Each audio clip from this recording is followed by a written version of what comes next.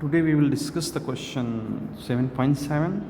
A body weight 98 on a spring balance at the North Pole, what will be its weight recorded on a same scale if it is shifted to the equator?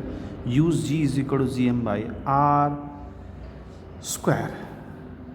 That is given 9.8 meter per second square and radius of Earth is 6400 kilometer. Now if we assume a picture of Earth rotates in circular path and this is known as pole and this is equator. ये पोल है और ये equator है। जब ये movement करेगा तो यहाँ पर ग्रेविटी का बहुत फ़र्क नहीं पड़ता है। मतलब जो एपरेंट वेट होता है, एपरेंट वेट हम लोग क्या देखते हैं, M G dash is equal to M G और एम आर ओमेगा स्क्वायर। क्योंकि अगर बॉडी यहाँ पर रखी है एकदम टॉप पे, कोई भी सर्कुलर बॉडी मूव कर रही है और एकदम टॉप पे रखी है तो उसका रेडियस नहीं बनेगा। रेडियस यहाँ बनेगा, सब जगह रेडियस बनेगा, बट यहाँ पर रेडियस नहीं बनेगा क्योंकि ये सर्कुलर मूवमेंट है। तो जब कोई बॉडी सर्कुलर मूवमेंट करती है तो अगर यहाँ टॉप पर है तो उसकी रेडियस फॉर्म नहीं हो पाएगी सेंटर से, इस वाली एक्सेस से। तो जब उसकी रेडियस फॉर्म नहीं हो पाएगी तो वहाँ पर रेडियस ज़ीरो हो जाएगी।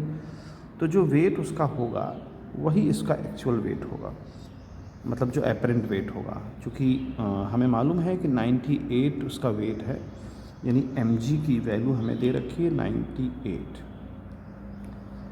तो हमें अगर मास निकालना है तो 98 और डिवाइड बाई g हमको दे रखा है 9.8, डेसिमल हटेगा तो ज़ीरो बढ़ जाएगा, यानी 10 किलोग्राम मास हो जाएगा। ये हमने निकाल लिया क्योंकि हमको दिया था वेट 98 न्यूटन। और कहाँ पर, पोल पर। तो पोल पर जो उसका वेट होगा वही उसका एपरेंट वेट होगा, वही उसका एक्चुअल वेट होगा। लेकिन अगर वही बॉडी यहाँ इक्वेटर पे आ जाए उसी स्केल पर, जिस स्केल से हम यहाँ मेज़र कर रहे थे, तो क्या उसका वेट वही होगा? तो आंसर है नहीं। क्यों? क्योंकि अब उसका वेट बदल जाएगा, नहीं एपरेंट वेट हमको कुछ और ही मिलेगा, क्योंकि वहाँ पर रेडियस फॉर्म हो जाएगी और रेडियस की वजह से mg की वैल्यू अब उतनी नहीं होगी जितनी होनी चाहिए एक्चुअली।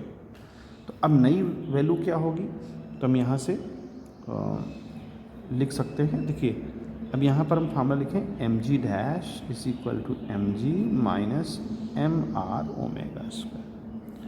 अब चूँकि हमें ओमेगा की वैल्यू नहीं पता, रोटेशन नहीं पता, तो ओमेगा के लिए हमको वैल्यू पता करना पड़ेगा। तो चूँकि रेडियस ऑफ अर्थ हमें दिया है 6400 किलोमीटर। अब यहाँ पर अगर हम, तो यहाँ पर ओमेगा की वैल्यू पता करेंगे तो 2 पाई बाई टी होता है। अब 2 पाई की वैल्यू होगी 3.14 और टाइम पीरियड कितना होगा भाई, पूरा एक चक्कर लगाएगी 24 आवर्स में, तो 24 आवर्स अर्थ पूरा रोटेट करती 24 घंटे में।